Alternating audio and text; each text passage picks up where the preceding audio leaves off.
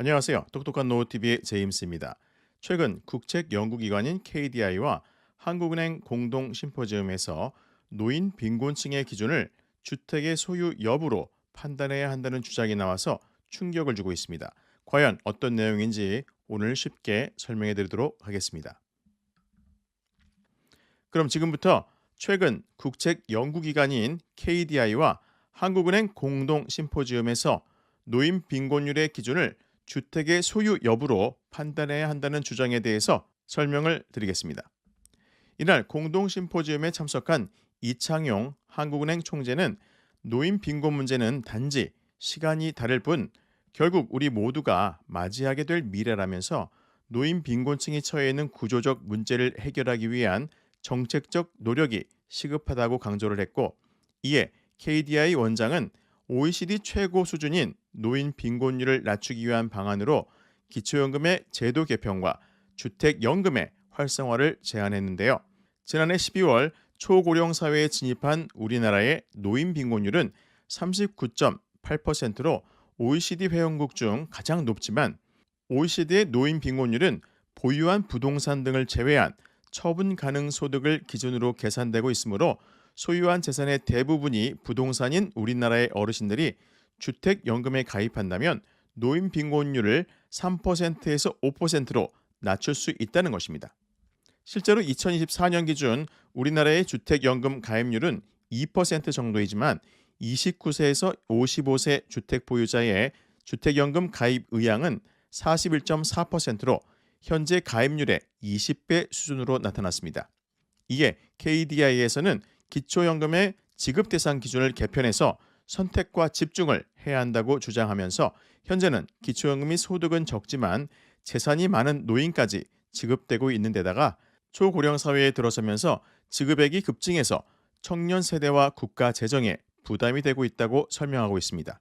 또한 가난한 청장년층이 자신보다 부유한 고령층을 위해서 기초연금 재원을 마련해야 하는 상황에 봉착했다며 기초연금 수급 대상을 사회 전체 기준에서 상대적으로 빈곤한 고령층으로 한정할 필요가 있다는 것입니다.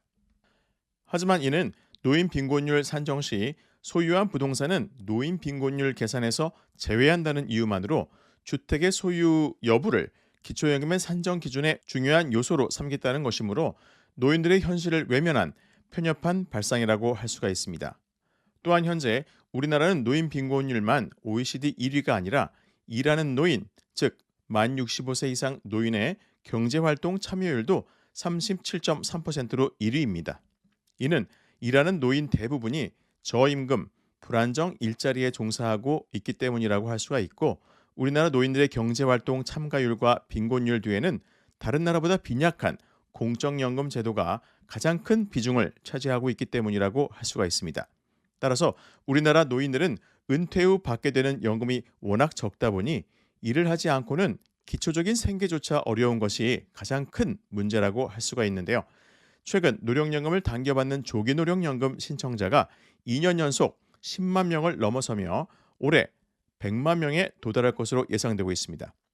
국민연금을 10년 이상 가입한 사람이 받을 수 있는 가장 일반적인 형태의 국민연금인 노령연금을 최대 5년까지 당겨받을 수 있는 조기노령연금은 소위 손해연금으로 불리우고 있습니다. 그 이유는 미리 받는 대신에 1년 일찍 받을 때마다 6%씩 연금이 깎여서 5년을 당겨받으면 30%나 감액되기 때문인데요. 그런대로 조기노령연금 신규 수급자가 이처럼 급증하고 있는 것은 그만큼 노후소득이 부족해서 생활고를 겪는 이들이 증가하고 있다는 방증이고, 고물가, 고금리 여파에 연금 수급 개시 연령이 만 62세에서 63세로 1년 미뤄지면서 소득의 공백기가 생겼기 때문이라고 분석이 됩니다. 실제로 노령연금 수급 연령이 늦춰진 2013년과 2018년의 조기연금 신청자도 각각 7.5%, 18.7% 증가한 것으로 조사되었는데요. 더욱이 건보료 부과체제 2단계 개편으로 피부양자 조건이 더욱 강화가 되었는데 이것이 국민연금과 직접적으로 맞물려 있습니다. 좀 더 자세히 설명드리면 2022년 9월부터 시행된 건강보험 2단계 개편안으로 인해 피부양자 소득 요건이 연간 합산소득 3,400만 원 이하에서 2천만 원 이하로 대폭 강화되었기 때문인데요. 피부양자 합산소득에 반영되는 국민연금을 포함한 공적연금은 기본공제 없이 100% 반영되므로 피부양자 자격에 가장 불리하고, 만일 피부양자 자격을 상실하고 지역건강보험 가입자로 전환이 되면 국민연금의 50%의 건보료가 부과되므로 건보료 폭탄을 맞을 수 있기 때문에 조기 노령의 신청으로 합산소득을 조금이라도 줄이기 위해서 신규 신청자가 급증한 것이라고 할 수가 있습니다. 여기에 더해 KDI에서는 기초연금 수급 기준을 현재 소득 하위 70%에서 기준 중위소득 100%에 이어 50%까지 단계적으로 낮추자는 제안을 하고 있습니다. 기준 중위소득을 소득 대체율로 환산하면 기초연금 수급 기준을 소득 하위 57%에서 37%까지 떨어뜨리자는 것인데요. 이렇게 되면 기초연금의 예산을 연평균 4조 2,500억 원에서 9조 5,600억 원까지 절감할 수 있다는 것이고, 이렇게 기초연금 수급 대상의 축소로 발생한 재정 여력을 어려운 분들께 몰아주자는 것입니다. 기초연금 수급 대상을 소득 하위 70%에서 57%를 거쳐 37%까지 점진적으로 축소를 한다면 재정 지출 없이 2026년 기초연금액을 44만 원으로 현행 34만 원 대비 10만 원 정도 인상할 수 있다고 주장을 하고 있고, 이로 인해 보다 효율적인 노인 빈곤 문제를 완화할 수 있다는 것입니다. 하지만 KDI의 주장대로 기초연금 수급 대상을 점진적으로 줄여나가기 위해서는 기초연금 없이도 생활이 가능한 노인의 비율을 확대해야 하는 전제가 반드시 해결돼야 한다는 것으로 판단이 됩니다.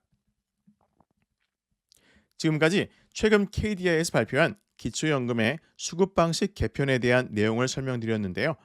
연금 구조개혁의 최종 방안은 6월 3일 치러질 대통령 선거의 결과에 따라 결정될 것이므로 각 후보들의 공약을 철저히 확인 후 최종 결정하시길 바라며, 오늘도 제임스가 여러분들의 행복하고 건강한 인생 2막을 응원하겠습니다.